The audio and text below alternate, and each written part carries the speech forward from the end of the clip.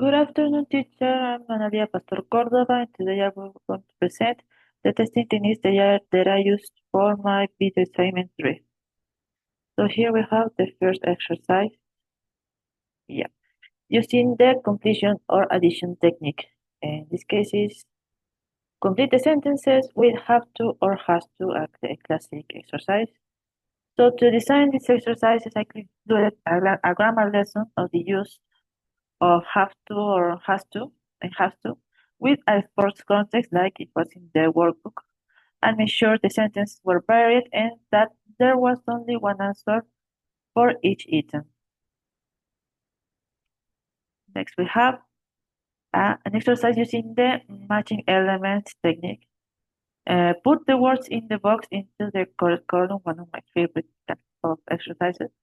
So I selected these sports, hiking, soccer, water skiing, and they will have to categorize them in different sports, outdoor sports, team sports, and indoor sports.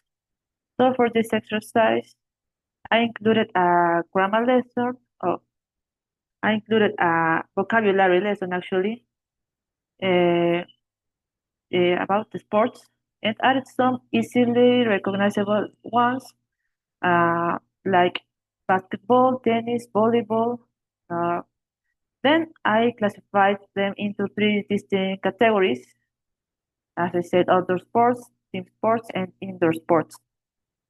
So the most difficult part of designing these items was selecting sports with a specific category because some could have characteristics that made them ideal for more than one category. Maybe for maybe for team sports, tennis for team sports and outdoor sports, maybe volleyball for outdoor sports and team sports also. So next one, B, this exercise using the multiple choice technique. Choose the correct option on another one of the classics, actually. So to design the item, I again use the sports context. I wanted to make sure that the sentences weren't too simple, and I consider multiple options like will, should, can, and could. In this case, I only put as the right answers should and could, but I think the result is good. But also the correct answers could have been varied because I can also use uh, answers like can or like will. But I think that's more for a more extended lesson. So the next one I use the word form technique. Complete the sentences with the correct past form of the verb where they will have to transform the the word in red in their past form.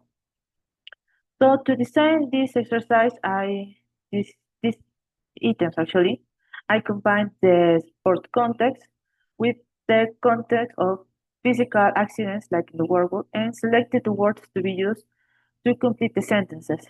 And I found that the most challenging part to be combining regular and irregular verbs. And I think it would be most appropriate to display a new vocabulary box beforehand in the workbook. And finally, here we have the rearrangement technique. For me, one of the most fun to do. Order the words and make a sentence, where basically scramble sentences. Uh, so for this exercise, I selected the sports that I was going to include.